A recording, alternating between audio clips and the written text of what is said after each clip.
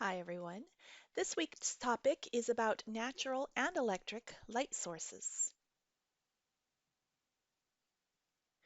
We're going to talk about the natural light sources first and talk about daylighting, then move into the electrical light sources. We'll talk about their characteristics. How do we measure the light that comes out of these sources? And learn a whole bunch of terms and definitions. Then we'll move on to looking at the specific types of electrical light sources. We'll hit the three most common, which are the incandescent, fluorescent, and LEDs. And at the end of this lecture, we're going to show you some ways to compare these different lamps and light sources. Let's get started.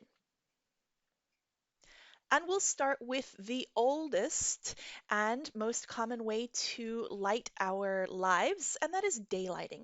Daylighting is defined as lighting a building with the sun instead of electric or artificial lights.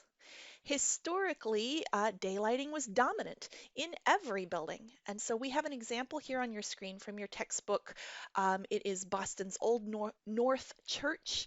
And buildings were specifically designed to allow the light to come in and be used as ambient and task lighting.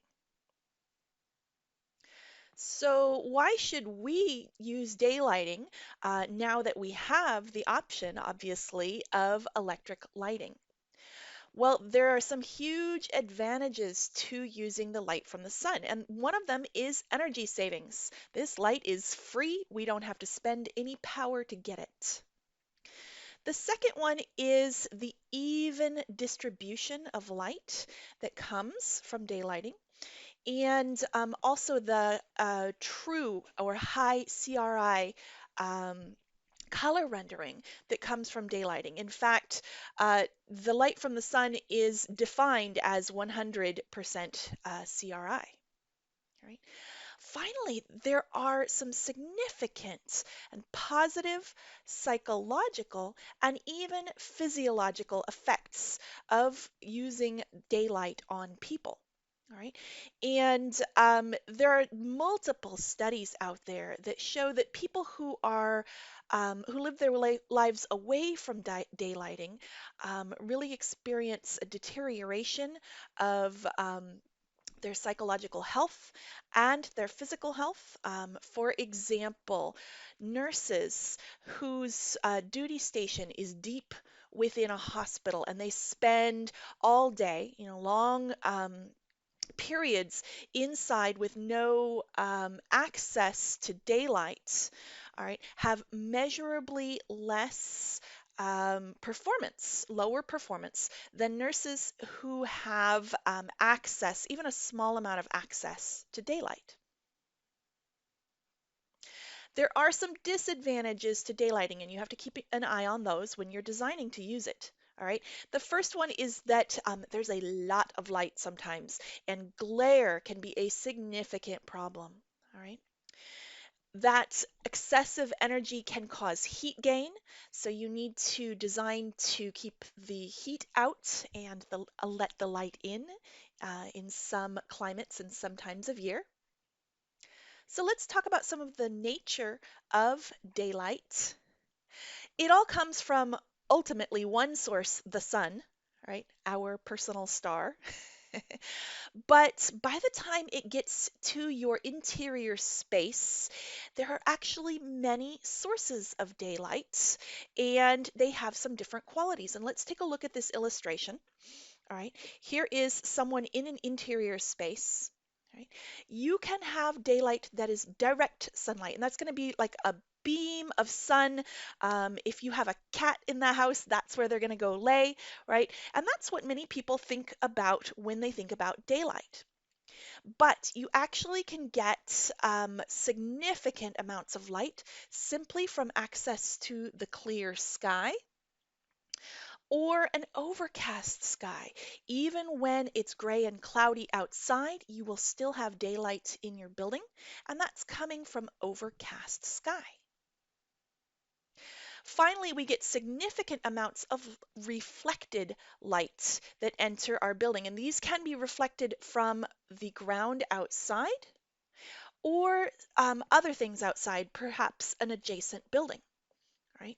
And the nature of this reflected light is going to vary depending on what exactly it is that it's reflecting off of. The nature of daylight is also extremely variable, and it varies daily, as in where is the sun on its path, its arc through the sky. Right? It varies seasonally. You know that we have many more hours of sunlight in the summer than we do in the winter, right? And it also varies by latitude. So if you're working in the tropics, you will have much longer days. If you're working up in Alaska or anywhere very high north or south, you will get much shorter days in the winter and much longer days in the summer. All right. And finally, while we're on this topic of the nature of daylight, let's have a little example here. We have a photograph of a museum in Houston, Texas, and it's got some light shelves or light scallops up here on the roof. And you can see there's two different colors. These ones over here are very white. These ones over here are very blue. Why is that? Well, it turns out that there is something overhead that's casting a shadow. And so the light that's coming in on these blue scallops here is the clear sky light. You're not getting any direct sunlight. You are getting light coming in from that clear sky or blue sky, or you can call it north light. Sometimes people call it that.